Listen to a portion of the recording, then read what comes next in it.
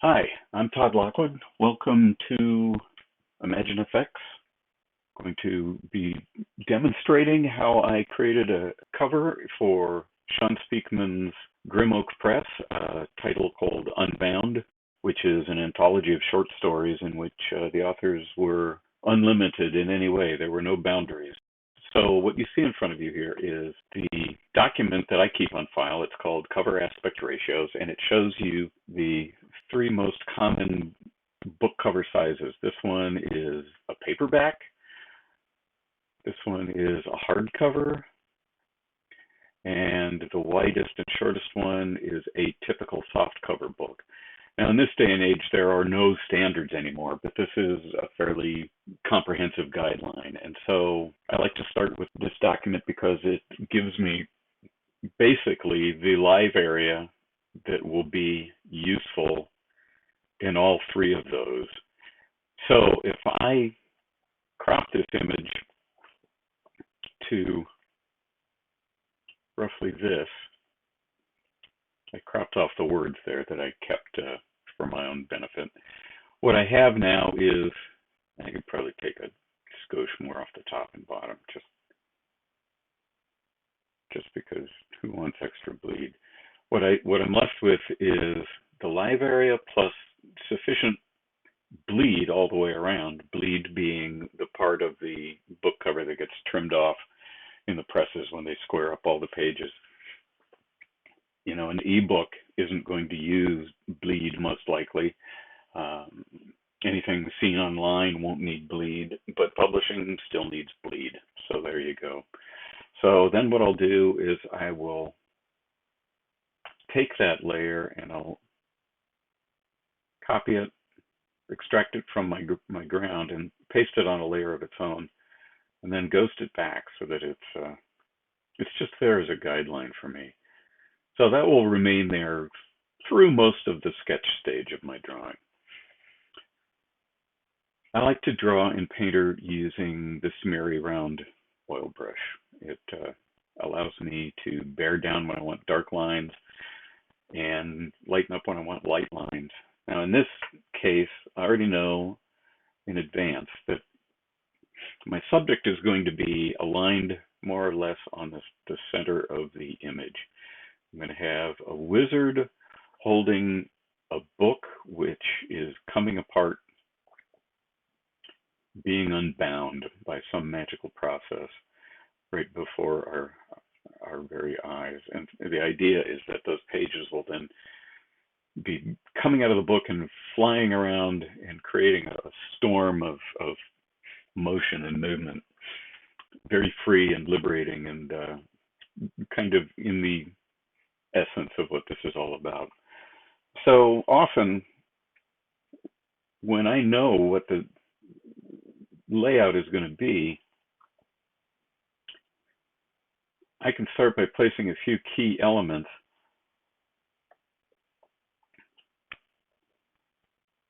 But then after that, I may not know where everything's going, what everything's doing. So very often I'll start by looking for energy. And often that is just sweeping lines moving around more or less in the nature of the motion I suspect I'm going to use. That is very often my starting point. And then from there I can start scribbling in, kind of feeling out my composition and start looking for some of my elements. I already have a value scale in my mind's eye. That's cheating, actually, in a way, because I always tell my students, you start with thumbnails. You work all this stuff out on paper so that you can see it and so that you can make several different variants of it. I know from experience what's going on in my finished piece. The thumbnail is already worked out. I know that my star is going to be the book. The star of the painting is my term that I use for the focal point or the center of interest. When I started thinking of it as the star, like a movie star, it started to gel in me how to make these things work. What do you do with the star? On a stage, you put them in the spotlight. On the movie screen, you give them the most screen time. So in this case, I want the book itself to be the star, but this wizard, being a human being, is going to draw at least as much attention as the book will, just by virtue of our responses to human beings. So I'll keep them in close proximity, and I'll keep them here in the center of this composition, so that they'll relate to each other. Really, the star of the story isn't the book so much as it is what's happening to the book. So the star isn't always a concrete thing. Sometimes it is an idea or a concept.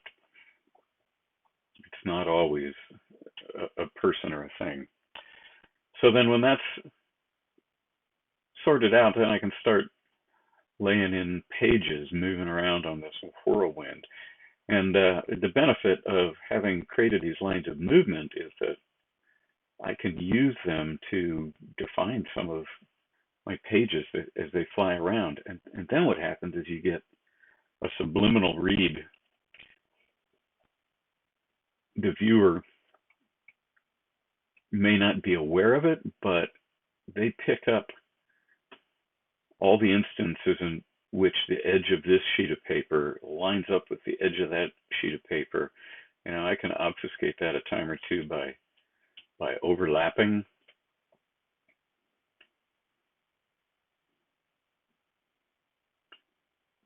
But the viewers will see that subliminally. I sort of equate that to the way very few artists I know could draw their mother out of their head and get a good likeness of their mother. And yet people who can barely draw stick figures know their mother when they see her. So these subliminal things are psychology, really. It's how people see, and we take advantage of that compositionally to draw them in and keep things moving. So I'll play with that for a while, and ultimately, well, let me just draw for a while. Okay, so after a few minutes, I've been drawing, and this is kind of where I got with some of my energy and movement. At this point, I'm realizing that I don't want a wizard. I want a sorceress. I would rather have a female figure so that it would be a little softer and less aggressive and violent, because this isn't a violent act, even though a book is coming apart. It's actually meant to be a liberating thing. So I'm going to retool and come back to this with something else in mind. So with my proof of concept drawing done, which you see here, and approved by the client, I have shot my reference and I am ready to start my drawing. I've not only shot reference, I've gathered reference of many images that I hope will help me in various ways. Here is, now what I do when I shoot and gather references, I go through all my photographs and I pull out those that are going to work best for me. Here's my assistant, Stacy Pitt, who's also an artist. She's done the interior artwork for Unbound. She stood in for me as the wizardess, or the sorceress.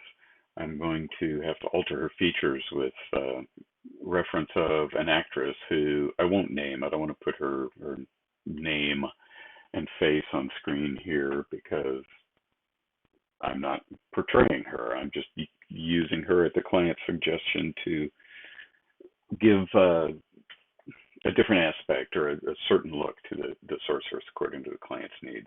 I've also gathered photos of Kabbalistic and ancient texts, especially illuminated manuscripts from the Middle Ages.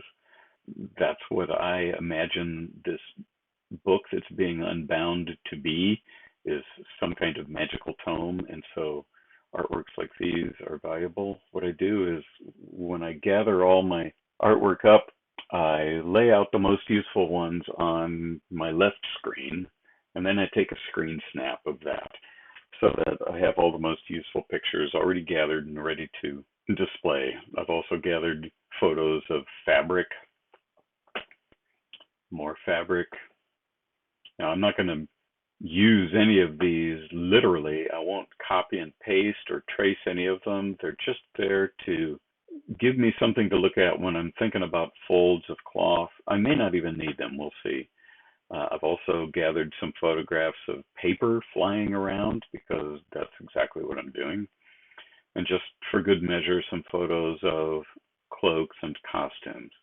Now, again, I don't own these, so I'm not going to steal anything outright. They're just here as a reference. I'm just going to have them available to study as I go.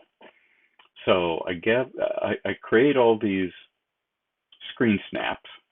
I name them, and I stack them up and put them on my left screen so that I can scroll up and down and have access to the particular reference I need at a given moment. So this is going to go over on my other monitor. And now I'm ready to start drawing. So first thing, here's my my proof of concept drawing. First thing I do is I put it on its own layer, which you might be able to see here. Let me scoot my layers palette up. There we go. And then I'm going to make it a multiply layer, and I'm going to ghost it back so that it's just enough there that I can kind of refer to it. Now here's a Frankenstein shot that I made of the reference I shot of Stacy.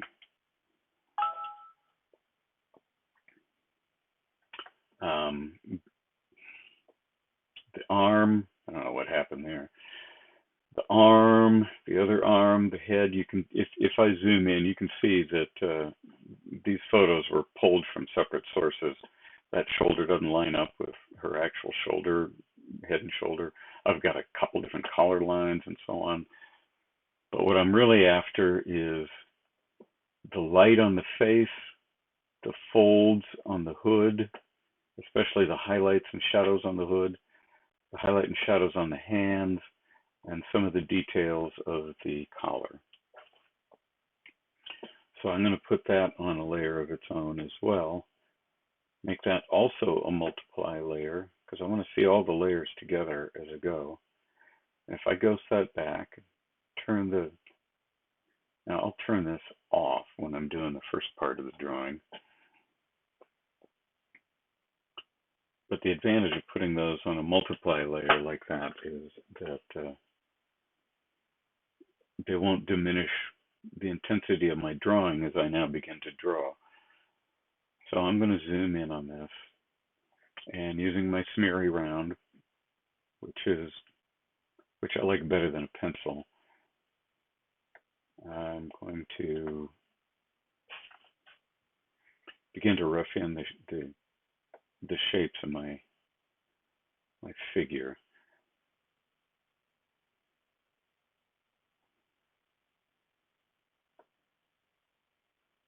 Now I'm going to embarrass Stacy a little bit by exclaiming that she actually has very good features. Her face has symmetry, and she has a nice jawline and bones and so on.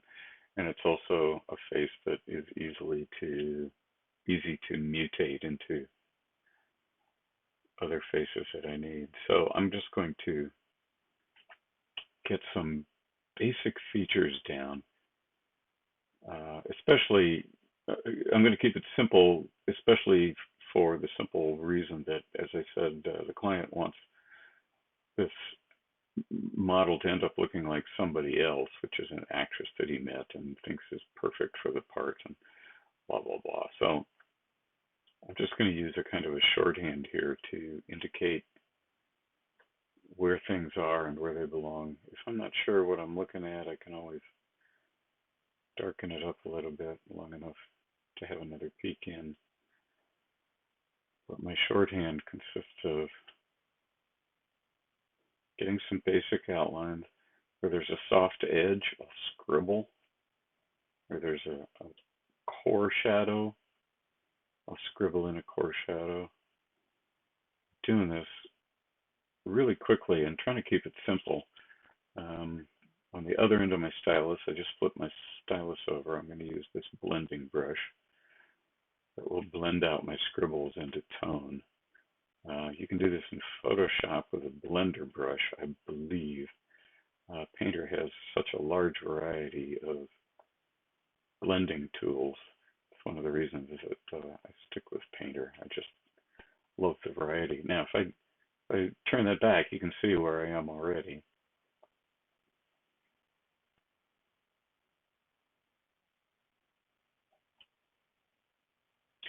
I'm going to soften some of these corners. I don't like this stiff fabric that bends sharply, so I'm going to soften those bends as I go.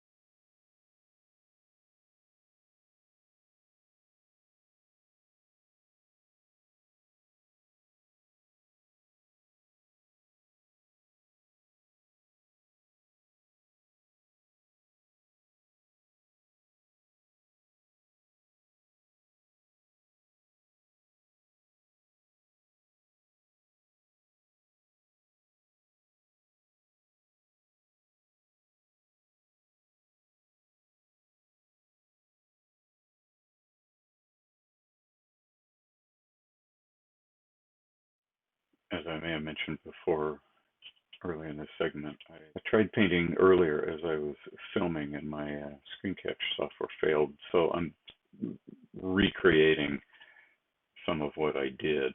But this is the basic first step of how I go about turning my reference into a preliminary cartoon. And then with my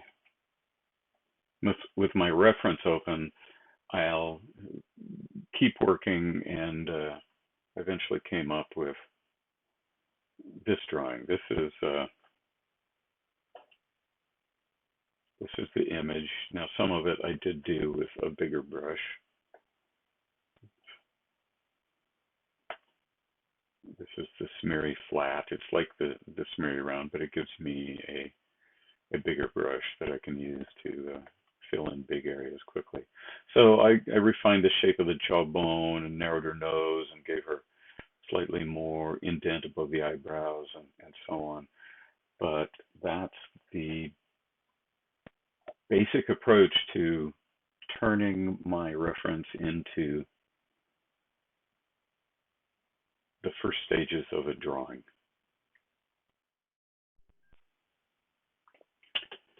Now I'm ready to start laying in tone. I have a drawing of the tight detail that I need, but I'm going to work out the flying papers more simply. First thing I want to do, though, is I don't need this layer anymore. I'm going to throw it away. There we go. I'm going to eliminate detail in the background here that is just confusing my read. I'm using one of the blending brushes just to smudge it all out of visibility behind those parts of this drawing that I've already established. I don't need to confuse myself. All right, now I'll pop back down to my ground. And there's a number of different ways I can do this. I like frequently to start with the digital water because it allows me to lay in broad areas of tone quickly and efficiently without concern about accidentally fusing it to a layer that I need for other reasons. The digital water, you'll hear me say it again and again, exists on its own layer. So if I'm using the digital water brushes, which would be these in this row up here, then I am working on that layer. And if I'm not, then I'm not. I can lay in a broad area of tone and then begin wiping out, essentially. It's a lot like a wipeout technique that you might use with oil paints. where you lay down a glaze and then take a soft cloth and rub the highlights out of it. It can be a really efficient way to work, but very satisfying. If I zoom into this to 100%, you can see the paper texture, which I've chosen, showing through. This is one of the things about Painter that keeps me coming back to it. You have a number of paper textures you can choose from. These are all paper textures that I've created. They're custom paper textures. The only one that comes with Painter that I use is this one, which is called Basic Paper. And in this instance, I've turned the scale and the contrast of it up so that those brushes that interact with the paper texture will reveal paper texture. The digital water brushes, especially the pure water brush, interact with that paper texture. So as I buff this tone that I've laid down, the paper texture comes forth. At the same time, I'm using this round water blender, which right now has 0 color in it, which means that as I use it, I'm adding 0 color into the layer of digital watercolors. With the pure water brush, which is essentially a brush with clean water in it for all practical purposes, if I stick that into the tone, I can drag tone somewhere that I don't have tone, or I can drag empty color into those areas that have color, and then with a lighter touch, I can blend them together. So if I place a brush here and bear down, I can move color around, and I can move non-color around, and then with a lighter touch, blend it. So it's a really efficient way to move with just basically 2 brushes, one on either end of my stylus. There's the one that delivers color, and then there's the one that manipulates edges and moves color around.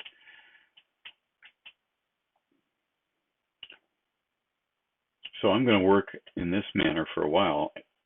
Now I have my proof of concept drawing in the background so that I have a starting point. I have these shapes already that I can manipulate using the digital water brushes. One of the things that I really like about this particular suite of brushes is that I can get these wonderful wet edges with very little effort and without a lot of manipulation. I don't have to use a lot of filters or layers. That's one thing about Painter, is that every brush, or many of the brushes, do things innately by design that in Photoshop you have to use several layers and several filters to accomplish. That said, Photoshop is getting better and better. When I started painting digitally, Photoshop was just a rubber stamp or an airbrush and little else. And so momentum is a large part of my attachment to Painter. But it's also true that I can get these wonderful wet effects with 2 brushes.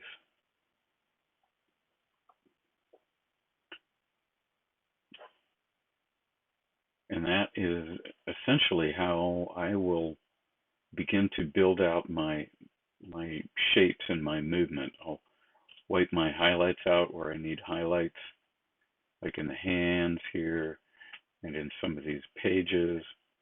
And little by little, I'll just poke at this until I've got the movement that I want happening in my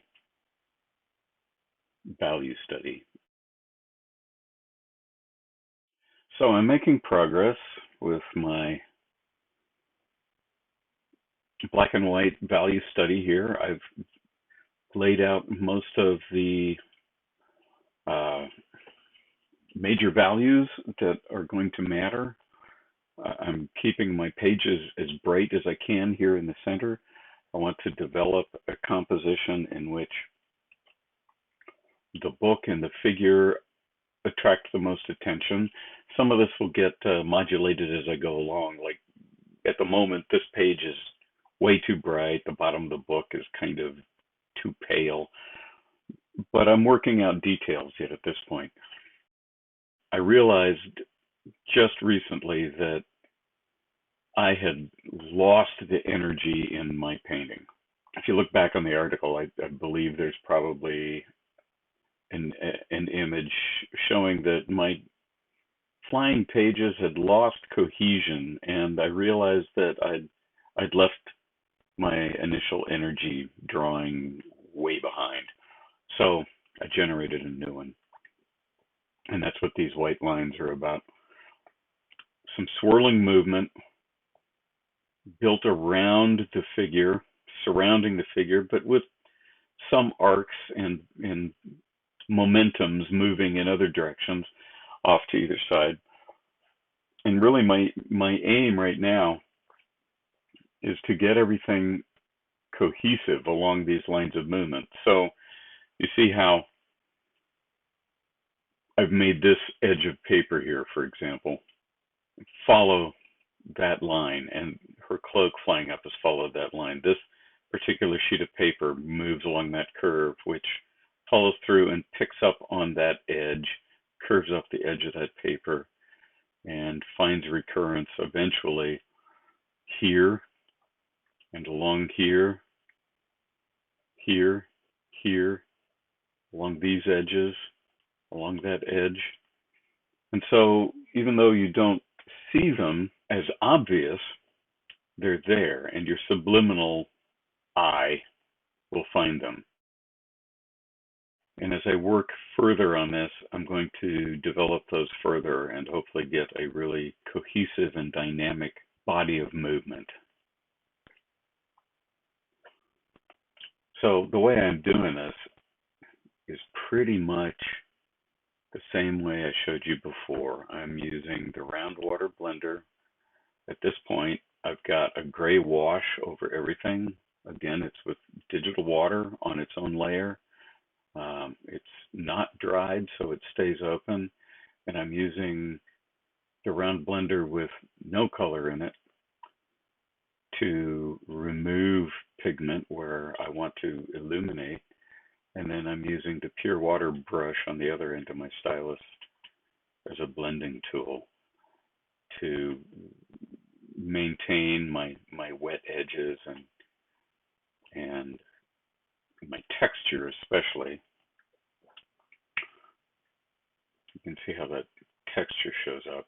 The thing about texture in Painter is that it's achieved not by having a brush with texture in it, but by having a paper texture.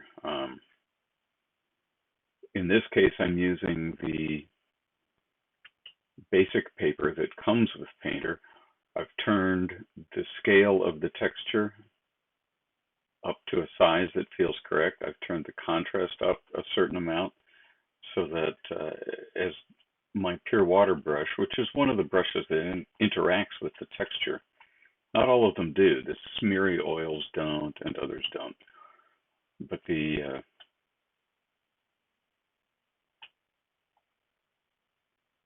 round water and the digital water brushes do.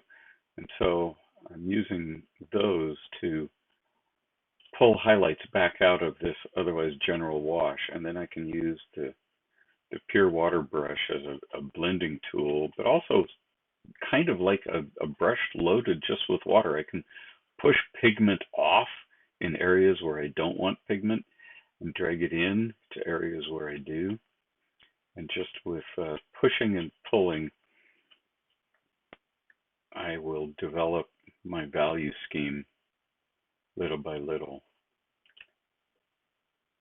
The easiest way to do this is to decide where the hot spots are in your lit areas, those areas that have the central highlight. Like many of the brushes here in Painter, they're pressure sensitive. So if I bear down, I get white. If I use a light touch, I get gray. So I can bear down in those hot spots, color a little lighter in between. Like if I imagine that this particular sheet has got a shadow cast on it by another sheet of paper, I can create a semblance of that value range and then use that pure water blending brush to blend it out. I'm scaling the size of my brush on the fly using a combination of Command Option. Might be different in PC, it might be Control Option on a PC, but when I need it big, I can make it big, and then if I want it a little smaller, I make it smaller, and it's all done on the fly. So I've got one hand on the keyboard for the keyboard commands and the other hand on my stylus. I'm not changing brushes, I'm just changing pressure. Occasionally I flip my brush over to get the other tool, the one that delivers color, in this case, no color at all. If I wanted to add color, I could swap my color for the other color, and then flip my stylus over and blend it. So that's what I'm doing to develop my values as I go. I'm wiping out highlights, I'm punching in shadows, and I'm blending in between, and I'm doing it with two colors and two brushes. I've got a dark color and white, and I've got the round color blender on one end of my stylus and a pure water brush on the other. I've finished my value drawing, and I'm happy with the results. I've got movement that I like. I have a value scheme that I like. I've saved the most contrast for this center area of my composition so that I've got the brightest white here and the most contrast between dark and light in this area where the wizardess or the sorceress is manipulating this book. And then I've scaled my values away in every other direction. So now it's time to turn this value painting into a color underpainting. There's a number of ways that I do that, and I don't use one any more consistently than any other. Always a good idea to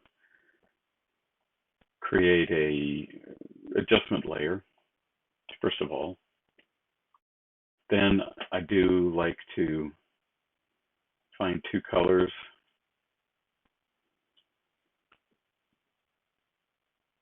that I can put on either side of a gradation. Got it set for the circular mode,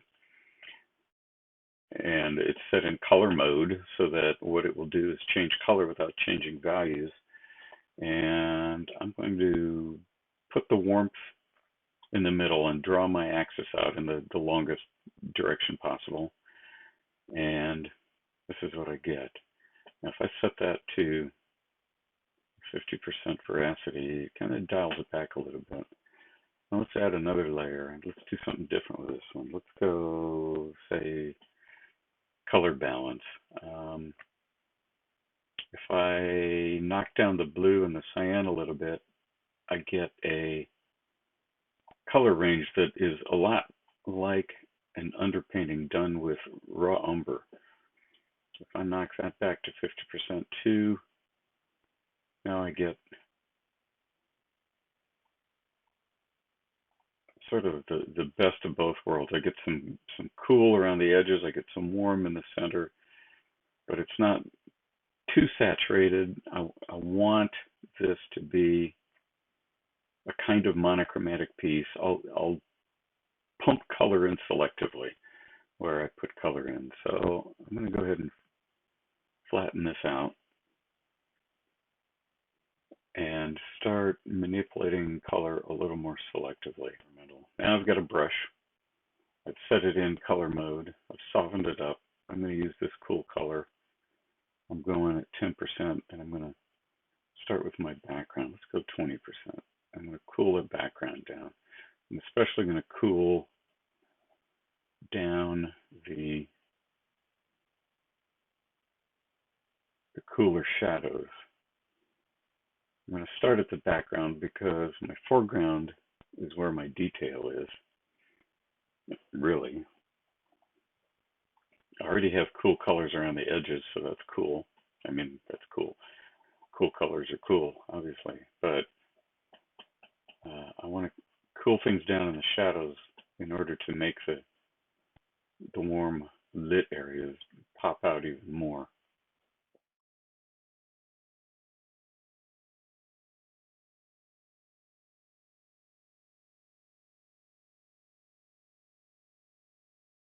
Another thing that I want to do at this stage is develop a little color complexity, by which I mean you get more interest in your colored areas when they aren't uniformly a single hue. And so I'm going to switch over to green, and I'm going to pop some greens in some places, and I'm going to bounce around and throw some pinks in amongst the greens and the blues. And I'm going to be a little random about it, but I can turn up my saturation to make it happen a little faster. And at the same time, I want to develop some warmth in other areas. Like all my lit areas, I want these to be much warmer. So I'm going to lay some yellows on those. Yellow orange is sort of a straw color. That's true of the lit parts of her flesh, the book pages, especially these lit areas of these flying tome pieces of the tome here. I want them warmer. Something I can touch on a little bit here at this point, but which I'll certainly develop a little more thoroughly later, is that I'll want to have transitional colors where light transitions into shadow, which means my spectrum is going to fall off from the really bright yellows and oranges through red to purple and finally to blue. So on these transitional areas where the light is moving from one color to another, I'm going to go ahead and just change the hue towards the red. It will help those colors feel like they're soft edge shadows moving from light to shade. Light shining through this page from the other side is probably going to turn it warm, kind of orangey red. That's something I'd like to see. I want to see that here, and here, here, along this edge. This whole page can be warm. This can be warm. Now I can do that with her flesh tones too. You can see I'm not worrying over much at this point about hard edges. I want to move quickly and get this done efficiently because there's fine tuning to come. Details come last. What I'm doing at this point is I'm still laying down foundations that I'll be building on. If I get the general values and shapes right, then the rest of it happens much simpler. Now, one thing I do like to do at this point is get my flesh tones coming together in a way that I can paint on top of them simply. So I believe I want to warm these flesh tones up a bit. They're a little gray. Let's go even a little warmer than that. Let's go 40%, see what happens. There we go.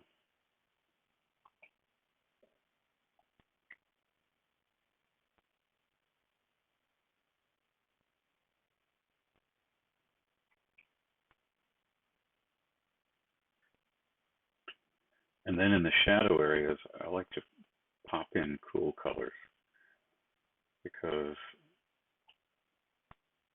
flesh has this way of cooling down in the shadows. Our blood isn't red, it's blue, and it runs in our veins blue. It's not until we're bleeding out that it turns red when it becomes infused with oxygen. Um, some parts of our flesh that, especially that are in shadow and don't get a lot of sun, and so they don't get a lot of keratin influence on them, will look cool, and they'll pick up these greenish tints, like under the breast, under the neck, under the arms, the backs of the hands where the veins show through. But on the other hand, places like fingertips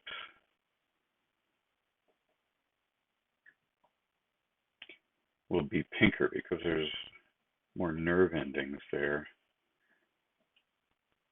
Noses tend to be warm.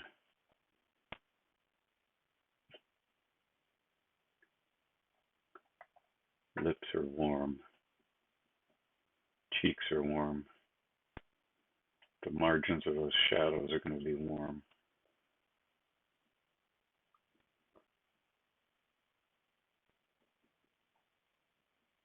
What I'm doing, especially since I want to keep as much of this done with transparent color as I can, transparent in quotes, transparent digital color, is provide an underlayment that I will paint over with other media and bring those colors out. Rather, I'll paint over with other media and those colors will influence the colors on top. So if I'm a little melodramatic with my color here, it's okay because it will get modulated later with more neutral top colors.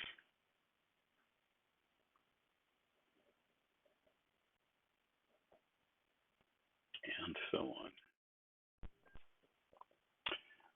I'm ready to start laying color washes over the top of my underpainting. This is something I often do when I am painting digitally. I usually then go back over it with some of the smeary oil paint, and maybe I'll show you that just by way of demo without committing to it. But in this painting, I really want to keep the character of the paper texture, this paper texture, alive in this piece because it will give it that feel of watercolor. So with that in mind, I'm going to pick first this broad water brush, and you'll notice that I've put some warm tones. Actually, I'm going to start with a round water blender. I'm going to warm the nose and lips up just a little bit more before I go wash over top. I want to warm up these areas that are typically warm. There's a couple of brushes that there's three brushes in particular that I use a lot in the digital water series. The first is the broad water brush, which I'll use in a moment. The second is the pure water brush, which I'm using now as kind of a blending and paint moving tool. And the third is this one, the round water blender.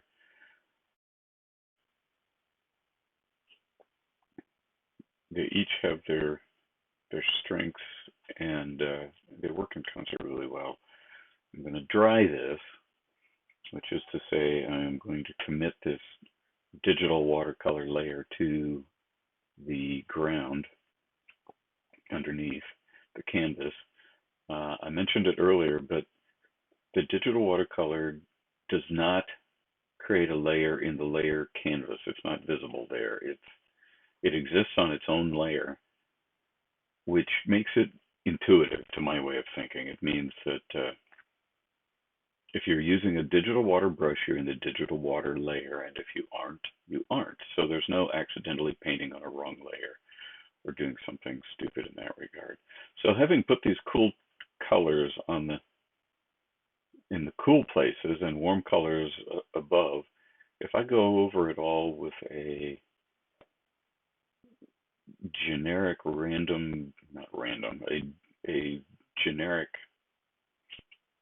flesh color, it integrates them in a nice way. And now I use the pure water brush just to clean up the edges. Now I have no problem with pushing these transparent additive multiply layers off into areas that I know I want to be black, black, black, because they'll build up and be black. When I have the broad water set to a low percentage, like 26%, it means that it's additive. There comes a point where I've built up entirely to the color that was chosen, but prior to that, it comes in stages. So it allows me to build that color up a little at a time rather than lay it down all at once.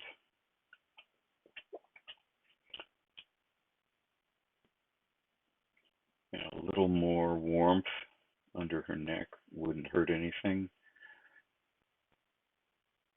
This feels a little green to me, so I'm going to do something kind of tricky. I'm going to use this colorize airbrush, which changes the color of things, much like setting a brush in Photoshop in the color mode. I'm going to turn this green under her neck just a little warmer. I think I want to turn this down to 20% just to be safe. Now it's going to change the canvas layer, but it won't change that orangey digital watercolor wash I just put on top. So I'll get a subtle effect. I'll have the combination of the two. I want to leave it a little cooler toward her jawline.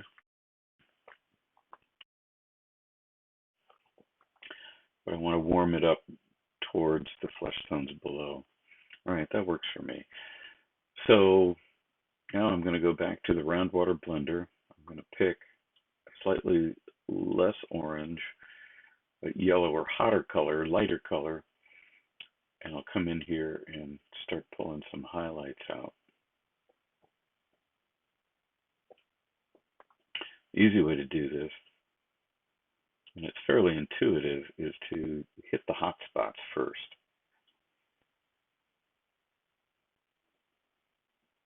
Those areas where the highlights shine the brightest. And then use that pure water blender to soften those edges and smooth it out a little bit.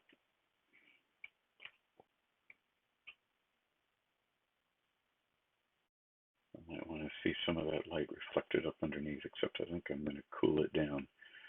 Move it towards the gray, cool it down.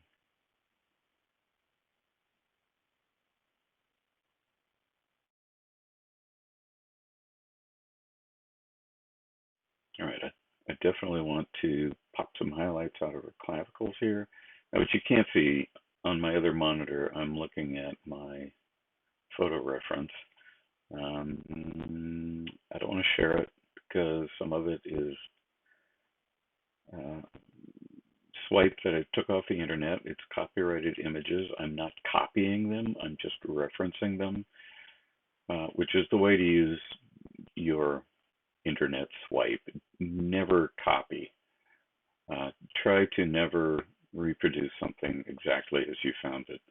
You can get in trouble. Think about the painting of Obama that was done and used and spread widely based on a photograph that a photographer had taken, and that photographer sued that painter and he won, and he damaged that guy's profits pretty much entirely. So don't steal, reference. You know, that's a squishy line, but as long as you make it your own, you're fine. I'm combining the reference that you can't see with reference I showed you earlier of my assistant Stacy. So in the end, it's my own. All right, this is coming to a nice place, so I'm going to dry it. I do that with a keyboard command, but you can do it with the menu layers. You pull down to dry digital water. All right, next thing I want to do is I want to warm up these margins a little bit. Let's take all the gray out of that. Let's go pure color. Make my brush just a little bigger. But here in these soft transitions, I want to warm it up. Make it a little warmer on the side of her nose, maybe under her nose too even. But anywhere that light is turning from light to shadow, I want to add a little more warmth that will help those transitions to turn. I may even add just a little warmth here.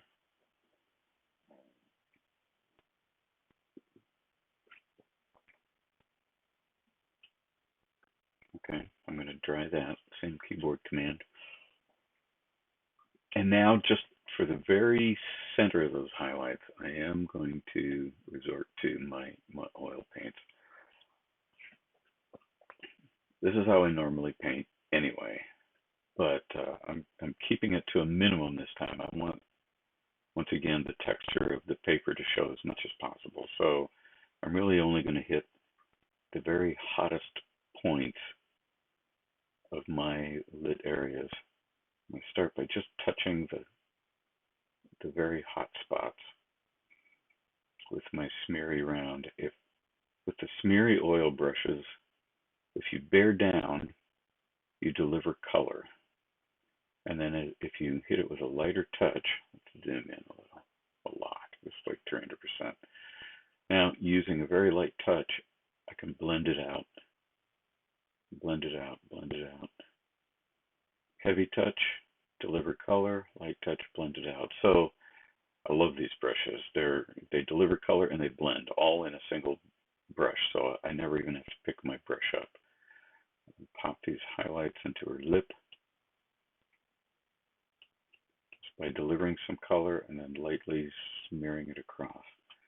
Same on her chin. I'll put the hot spots, lightly smear it around. Now, if I'm concerned about keeping my textures consistent, on the other end of my brush, I'll use this grainy water brush. I won't use it that size, so I can blend those colors out with the grainy water too, and it will react with the paper texture. And let's zoom in close on that chin so you can see. It will react with the paper texture and keep the feeling of the grainy watercolor texture of the paper.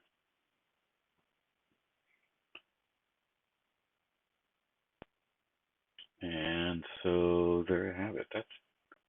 That's pretty close to finish. I think I want to just add a little more warmth to these margins. Actually, I think I'll dry my digital water. I'll get my colorized brush out, poke it towards the red. Let's make it a little smaller. Not like that. 10%. Let's see how that does. Nope. Still too much. Let's go 3%. And just warm those transitions on just that tiny little bit. For a second there, I sounded like Bob Ross. But I'll tell you, I don't paint happy trees. I paint psychotic trees.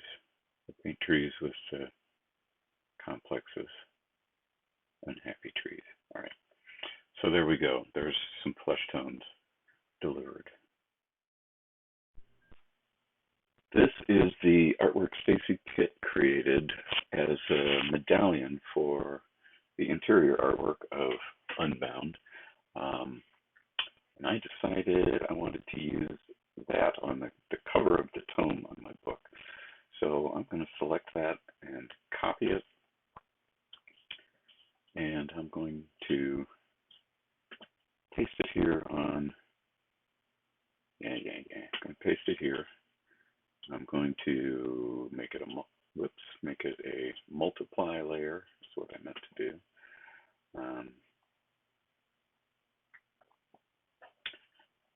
And then I am going to just warp it into proper perspective, just using the transform tool.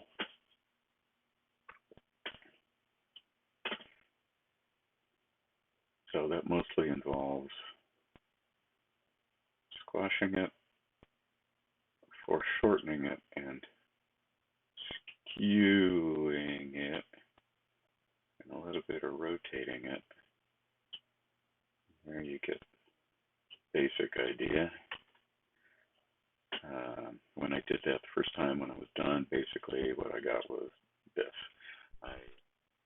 But before I do that, I want to make the corner plates that protect the corner of the book. So I'm going to copy that part of Stacy's design again. And I'm going to build a corner plate that looks like it belongs on this book.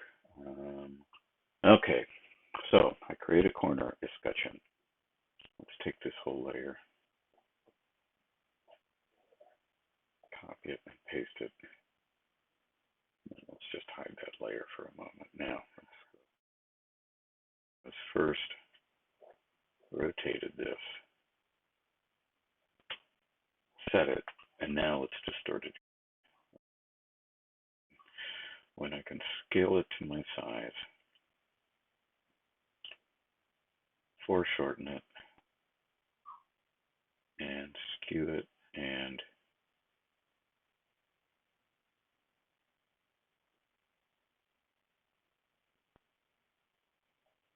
move to center. Skew it and foreshorten. There we go. That's what I was looking for. But now that works. We're going to make this a multiply layer, and there's one of my corner escutcheons. Okay, so now I can take this one. I'm going to paste another one, make that invisible. Doodly doodly doo.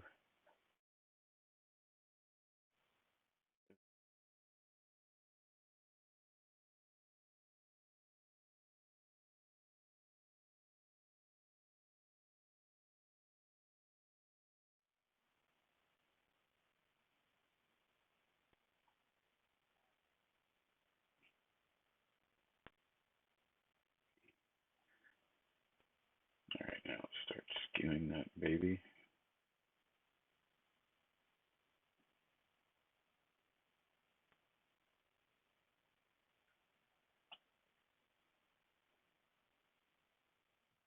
Last thing I want to do, I believe, is go ahead and erase these outside lines. Those are there. Those are mostly just there to get me close to my corners.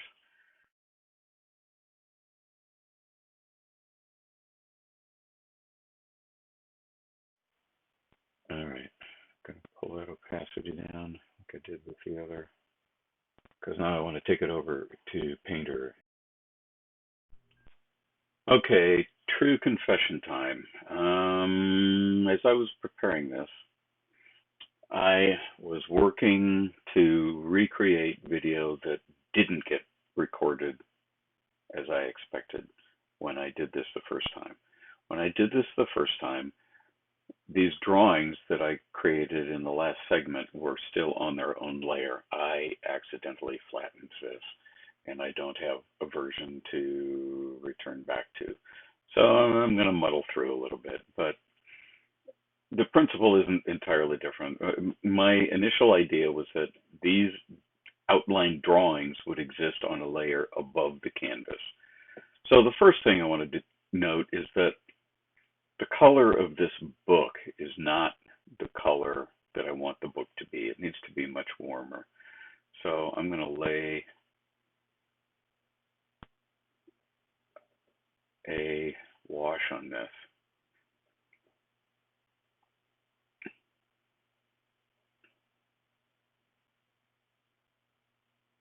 It's supposed to be warm. I want it to look like leather ultimately. And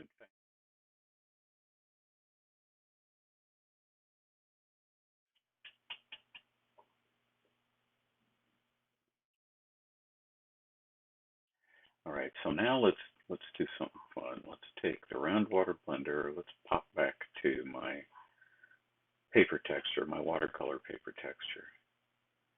Let's zoom in. I'm zooming in over 100%. This is something I do not recommend you ever do.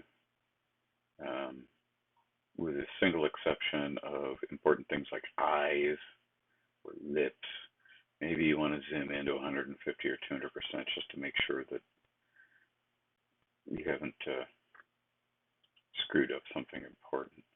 But most of the time, I recommend staying well out of your image so that you're looking at the whole image entirely and not zooming in on details so that you don't get caught up in details. It's really more important to create the overall impression first. But in this instance, since I'm working loosely and quickly, I'm just going to go ahead and just so I can see my edges and have control of my brush. Flipping it over, flipping my stylus over, and using the pure water blender again to just to move the color around where I want it to.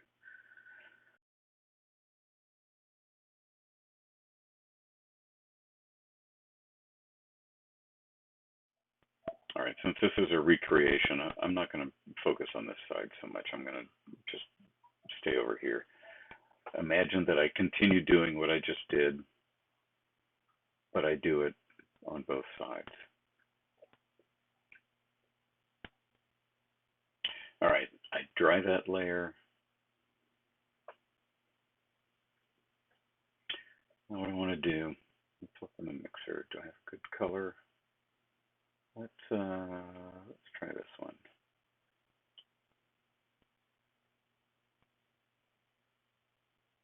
Okay, as I said before, this black and white drawing exists here almost entirely. Now, let me back up and retread a little bit. If I had had this drawing on another layer as I intended and as I originally had it when I was creating it the first time, I could have just gone like this and it would have been beneath this line drawing. So I screwed up a little bit, but you know what? Let's just go with it and see what happens. Ultimately, the idea is to create something that looks like a metal plate on a leather book. Yeah, I do wish I hadn't messed that up, but you know what? I love you guys, but I'm not going to go back and film it again because too much work and not enough time left in the deadline. So we're gonna muddle through. And the truth is, when you're an illustrator, you do a lot of muddling through. It's something one of my instructors said to me when I was in art school. Art is as much about learning how to correct your mistakes as it is knowing how to do it right in the first time. So I'm going to correct some mistakes. I'm going to work on this like so. The nature of this cover is such that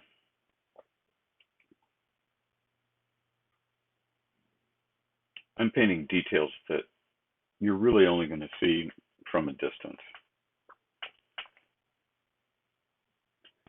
So I'm laying a glaze on top of that. I'm working from bottom to top. I want it darker as you move away from the ostensible light source, which is, in this instance, light reflected off of these pages. I'll dry that to come in here and do the same thing with the corner plates, and I could do all the corners, but let's just concentrate on the center plate for the moment. I want to put highlight color on here on some of these edges which are facing these glowing pages in my foreground. So I want to be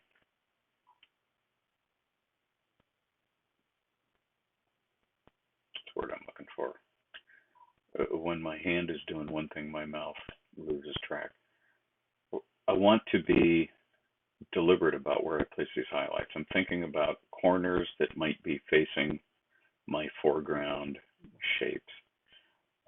And so I just want to create the illusion that this is a flat plate that has some raised edges that are probably the only edges catching light from my foreground. All right, if I zoom out from that, it kind of works. But that's the basic process. I'm sorry I muddled it, but you know, when you know what your end point is, you can get there anyway.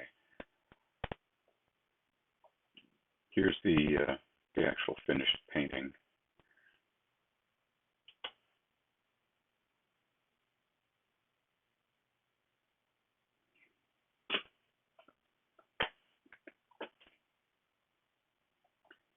And you can see how that turned out. Some of the drawing still shows, but I knocked out some of the outline with highlights on the edges that show highlights. I added an impression of a raised pattern by putting a highlight on one side and a hint of shadow on the other. I wanted to create an illusion that the leather was being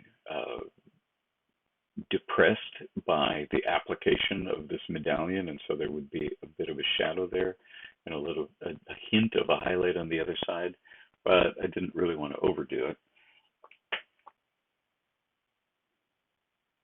But there you get the overall impression, and then I added a hasp.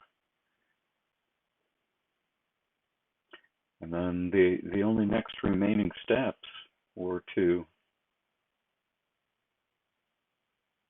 fine-tune the light and the shadow.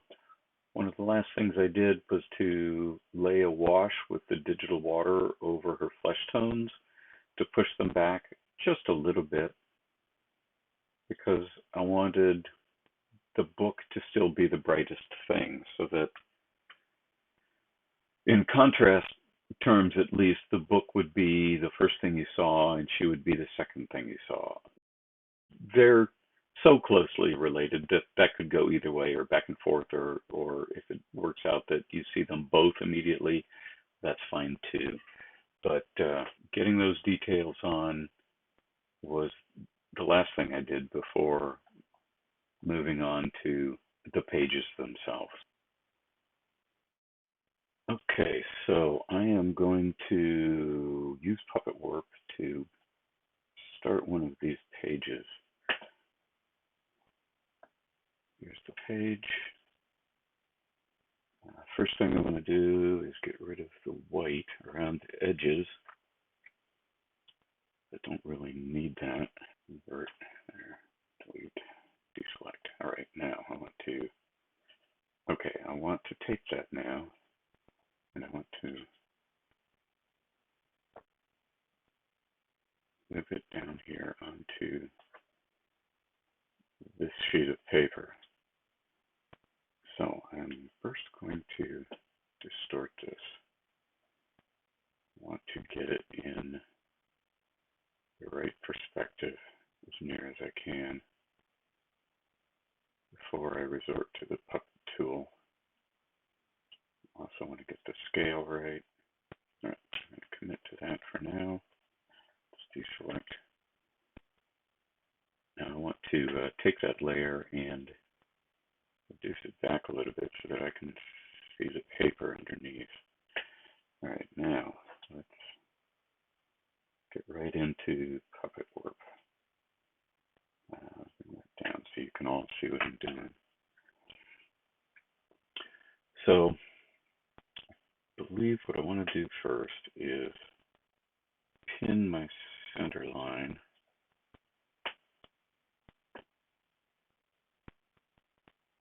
Trust me, every time I use Puppetwork, I'm making it up as I go along because I don't use it that often. It can be a wonderful thing, but it can be a tedious thing too. I meant to select all of those as I created them. I was holding down the wrong key. Hold down the Shift key as you create these pins, and then they'll all be selected, and they will all move in concert when you move any of them, like so.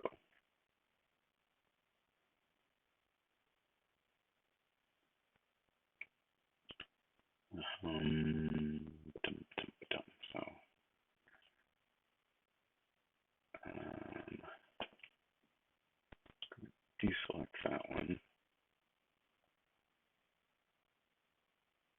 Now, as you can see, that spot is pinned while everything else bends. Now I'm going to deselect that one. That one looks to be in a good spot. Move that one towards my center line and then deselect it. I deselect them by holding down the Shift key. Move this one. What I'm looking at, didn't really get any of those where I wanted them. What I should be looking at is this center line of the manuscript that I'm moving to this page. I want it to look like it's lying on the center line of this page of the book that's flying around here. All right, so now I get that top center of the manuscript where I feel like the center of the page is. Now I can deselect that guy and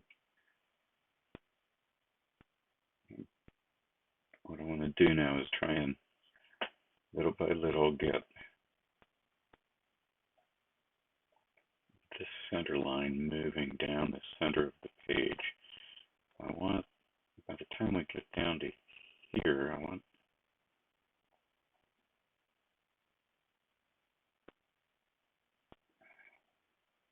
see, this is where I get into trouble with Puppet.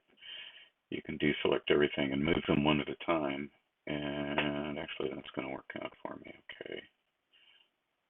For the moment, but you want to be careful that you don't start massively distorting things as you do.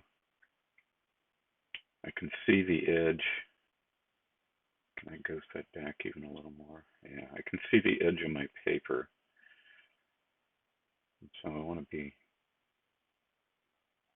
really determined about laying that center line of the document on the center line of the page.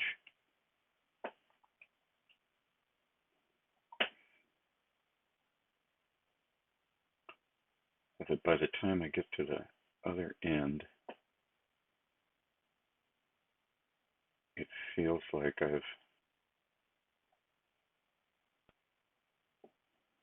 actually, I think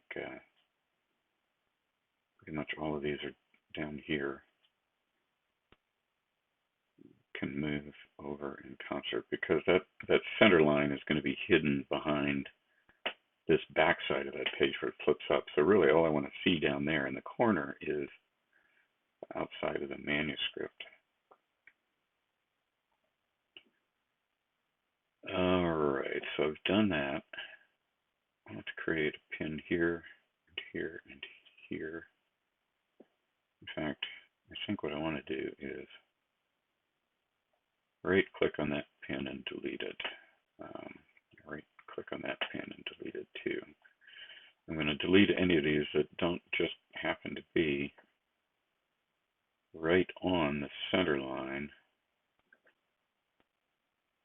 as I've imagined it.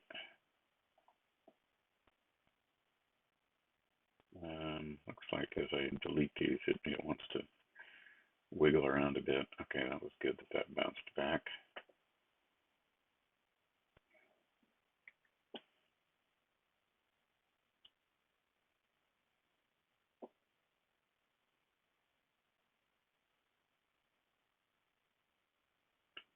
All right, let's just pin that center line down now that it seems to be where it belongs. Pinning it down so that I can now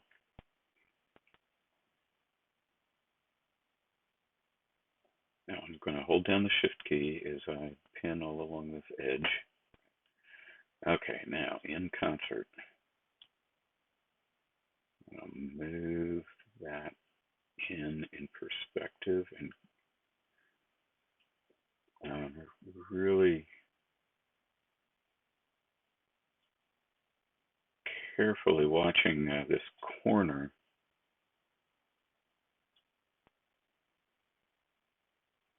and hoping to see the margins of the text run in apparent parallel with the margins of the paper.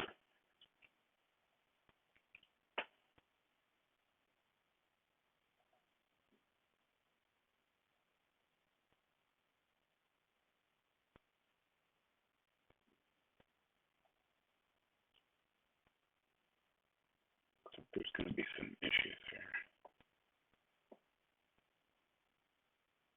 This is one of the difficulties of Puppet is you can't always see what's under that grid that you're relying on to show you what you're doing.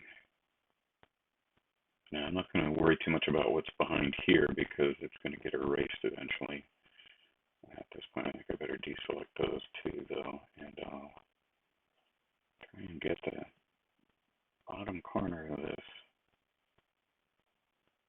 laid out down there more or less straight. It can be a bit of a challenge. Now, the truth is, I did this once before and I did it better.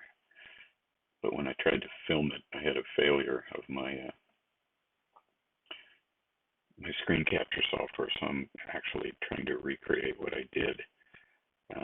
But this is the technique. Imagine that that's pretty good. All right, so we're going to do it again. Hold down the Shift key. Grab all along this other outside edge.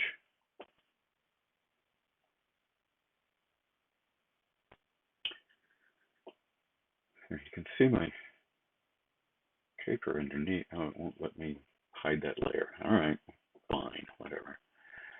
Let's move that in. Oh, we're going to come way down here. All right, let's start by moving that in.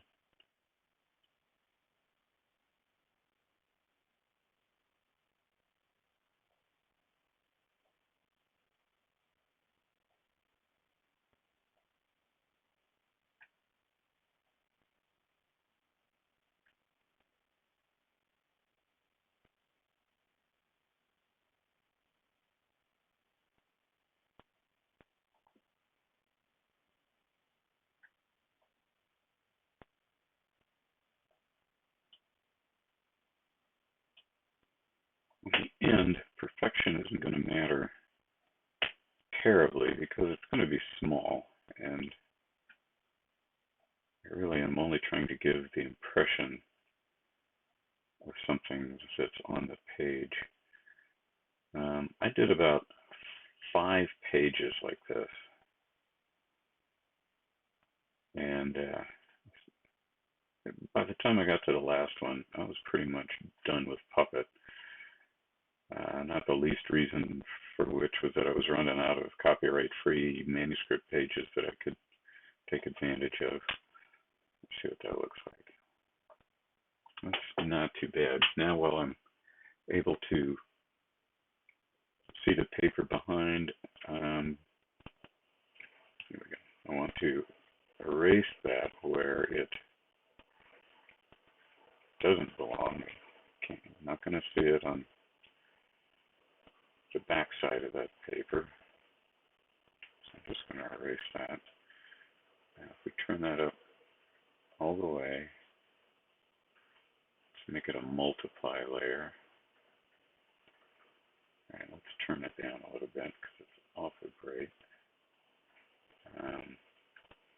Yeah, I got a little bit distorted. You'll see that I did a better job the first time. Now, a few more adjustments I can make. I want to adjust its values a little bit. I especially want to burn out that parchment color because I really only want the text and the writing. That works. Goes back a little. Bring the center values up again a bit.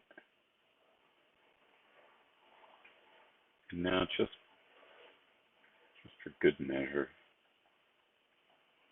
I don't want that to be so crisp that it puts light to what I'm doing. I'm going to just kind of selectively blur some of it out. So that's basically what I did. Okay, so I've decided to be done with the puppet warp technique, and I'm going to paint the rest of these pages in by hand. Actually, I've done several by hand already. There are a few here that you can maybe tell this is the first one I did. I did that with Puppet Warp.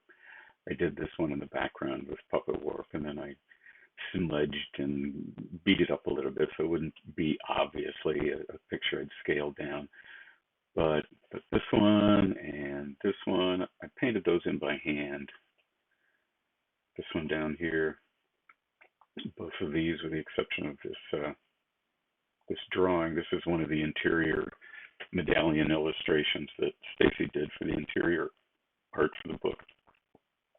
But you might be able to see that the ones that I painted by hand are quite a bit simpler, but as you pull out to a scale where it's going to be visible, the difference is negligible. You can't read the words on the real text anyway, not to mention that I did some blurring and smudging just to keep it from looking entirely too photoshopped, but I really don't want things to look photoshopped, and I would really rather move a little faster now. So I'm going to go old school. If digital paint can be old school, and I'm going to use my digital water, round water blender, and a couple other tools to just hand render these. So I have some colors saved up here in my mixer that are useful for me in this application. On the other end of my stylus, I'm going to put the round water brush, or the pure water brush rather. It is kind of exactly what it says it is. It's a brush that just has water in it. You can use it to either push color around or remove color depending on your need. But I'm going to just start drawing in some of the characteristics of this page here using just these few colors. And honestly, I'm just greeking stuff in. I'm at 100% here, but if I zoomed in on that, you could see how little concern I have for anything but just getting parallel things looking like they're parallel, and indicating features like illuminated letters, lines of text. Lines of text, I did a few of these. It took me a while to figure out what my exact best approach would be, and what seemed to work out most simply was to make a line of squiggles or just dots like this, and then switch up to no color at all. Take this spatter water brush and just, let's make it even a little smaller. Spatter some holes into those lines of squiggle, and then suddenly they look like maybe words, like the hole in an O or an A. Switch back to my round water blender, switch up colors. I can create an indication of an illuminated letter here. This may seem like a light color, but you have to bear in mind that these colors are additive. The thing about the digital water, one of the things that appeals to me about them, you notice they seem to exist on a layer of their own. The tools that I use in the digital water don't affect anything else but the digital water, but they don't appear in the layers menu. They create their own layer. They really only work ideally if you are painting on the canvas, especially the pure water brush. It tends to go a little south on you if you try to paint on a layer with it. But on the ground, it's just a beautiful thing. And as long as you're using the digital water brushes, you're on the digital water layer. And if you aren't, you aren't. If I wanted to, I could use a non-digital water brush and affect things underneath that digital water layer without affecting it. So it does exist on its own layer. So now I'm just going to continue. I'm going to create sort of a border down here. Notice I'm not killing myself creating hard little details that are going to be tedious to produce. I just want an indication of something going on down here. I am looking at my reference on my other monitor just to keep an idea in my mind of what these pages look like as I go. I'll put two more columns of text over here, but I'm going to start with a single column. You'll see why in a second. I want to make this as, I want to keep it crisp, and I want the lines of type on either side in either column to line up, so I'm going to draw them together and then remove a line from between them. This makes it simpler, obviously, but it also allows me to concentrate on the perspective and the curvature of these lines of type, because this sheet of paper is flying through space. It's got perspectives of its own. It's distorted. It's curled. All these lines of type, if they're parallel, and they should be, if that ancient manuscript artist was doing his job, are parallel, and so they have a common vanishing point somewhere off in space. As I get up here into the shadow area, I'm really looking slanted across these lines of type, so if I get a little bit sloppy, it's okay. All right, now I'm going to switch back to no color at all, and I'll pull the gutter out from between those two rows of text.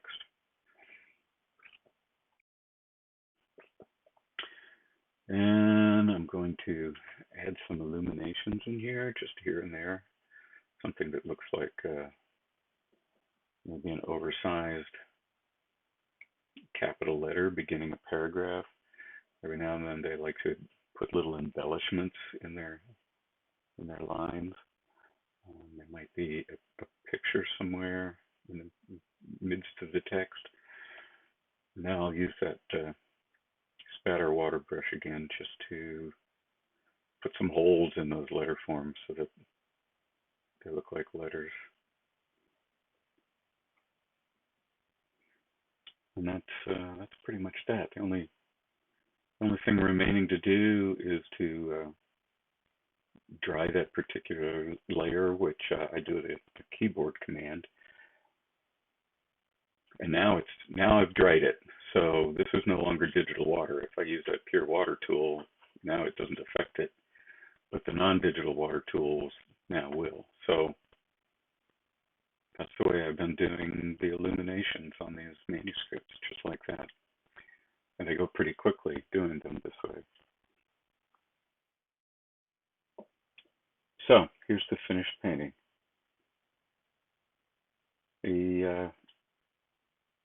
In the last stages, fine-tuning, I scaled back the values of the flesh on the woman. I didn't want her skin to be so pale that it competed with the whiteness of the paper. So that's one of the things that I did.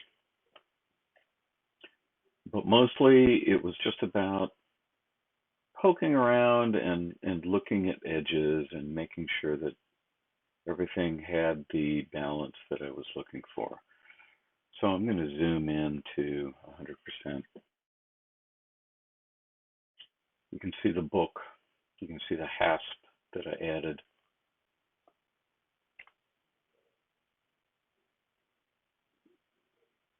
I was definitely concerned about keeping things loose and wet because I wanted to preserve the feel of watercolor painting.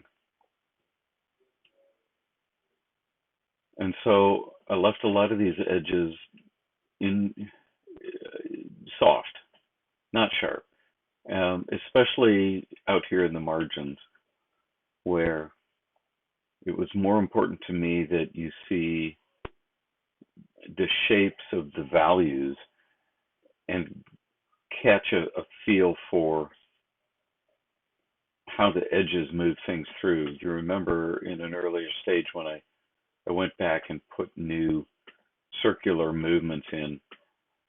Here's one, and it picks up along this edge, and perhaps it pops you up here into this dynamic again, or perhaps you follow this edge and that edge and this edge on around. that sort of thing. Dynamic composition is about leading the eye without the eye knowing it's being led, if that's safe to say. You remember that when I backed up and created new arcing movements, that they followed through in ways that were maybe obvious when you're thinking about them, but maybe not. This spiral that moves through here, those lines are there and you can connect them up. This arc connects to that edge and it connects there and it follows through here. Those things aren't obvious, but they are there. They are part of what makes a cohesive composition work. Apart from that, I just wanted to be sure that I preserve this texture of the watercolor. This right here is at 100%. So if I zoom in, now you see the texture of the paper coming through everything. Some of these highlights here, here, here, I achieved by using a square chalk brush in Painter that interacts with the texture pretty robustly so that I would get an effect as if I had made a watercolor painting and then used a colored pencil to pop in a highlight. I wanted to keep this texture very straightforward and not sublimate it any more than I had to. The only places where the paper texture got lost was just these few highlights. That one on the nose, on the collarbone here, pretty much not anywhere else. I wanted to keep it consistent throughout, and I think I achieved that pretty well. The most important thing to me was keeping the movement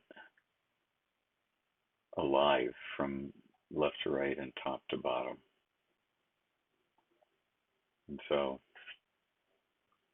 here it is, unbound.